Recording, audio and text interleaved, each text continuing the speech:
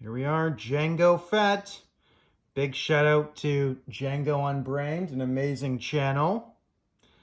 I consider him a friend and a buddy. So I pulled the trigger. I was trying to get this on eBay, and I kept losing, and I kept waffling and waffling. But I had a local guy. Well, he's not local, but he's a couple hours away.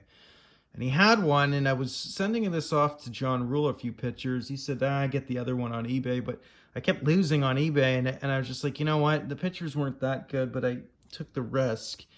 And I'm very happy that I did it, because there's only some slight not edge wear, but just from the cut. Like, these are literally how it was cut. A little slight indentation right here. You know, and on the back, just the cut. It's not even edge wear. That's all the cut. So there it is. This baby came out in 2010. See, those are fibers right there on that bottom left, but there's that little right there, but you know, you can just tell it's pretty damn good to me. The bubble is fantastic. And of course, the back of the card, it's all congruent. And this is how they should be doing it. There's the original Jango Fett 2000, 2002. I'm pretty sure I had that figure. I wasn't that big on the prequels, though, I gotta be honest. They were just made in a completely different style or vision than what I kind of was not expecting, but it just was a little different. Anyways, but no, they're still great films, and they were, you know, they were revolutionary as far as the CGI at the time and set some new standards. But anyways, love that. There's a bunch more that I want to get. Obviously, I got to get a Mace Windu. I do have some of the re-releases on pre-order, but anywho, price was a whopping 225 Canadian dollars. So yeah, it cost me a big chunk there, but that's it. So, you know, I'm gonna put this baby in, and she's in. Good, and she'll sit in this star case that Buddy sent to me very nicely.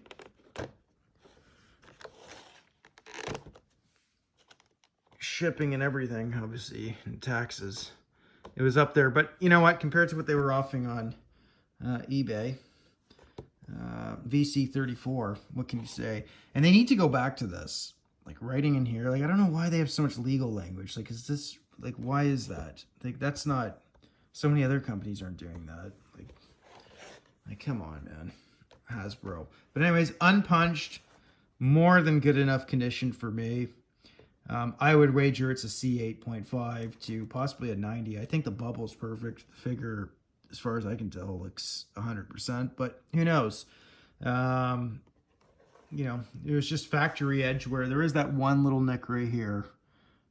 You know, being as straightforward and as I can be on it. But anyways, give my buddy Jango Unbrained a follow. I'll put him in the comments, or not the comments, but in the description. He's got an amazing channel, so give him a follow. And my quest in the prequels, you know, I won't totally abandon them. It's not number one. It wasn't a number one concern. Like, my number one is still, you know, obviously the original trilogy. But, you know, I've nailed so many of those down now. I mean, I don't know, the next year or two, I should be able to round out the collection and get everything. But it's just, you know, and then I'll semi-retire maybe. I don't know. Or at least I'll be able to, it won't be as much of a struggle. But there it is. Jango Unbrained. I think it's one of the most beautiful cards out there. The only thing I think I topped from all the prequels, I would say, is Qui-Gon's, off the top of my head. I think his is one of the most beautiful cards. The Darth Maul is pretty damn good, but that's a really nice card back too.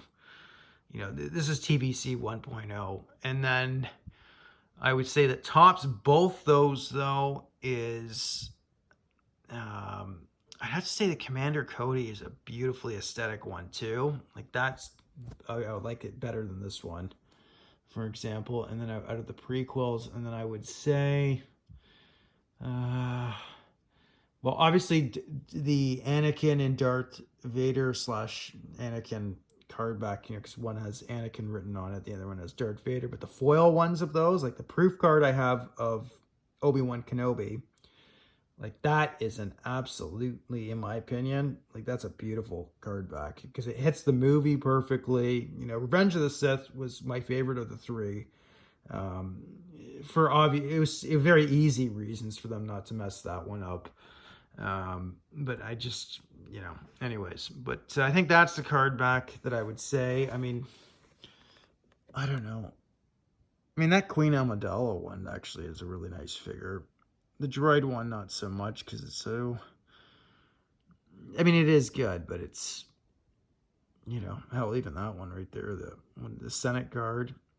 And of course, Mace Windu, that's another figure I got to get too.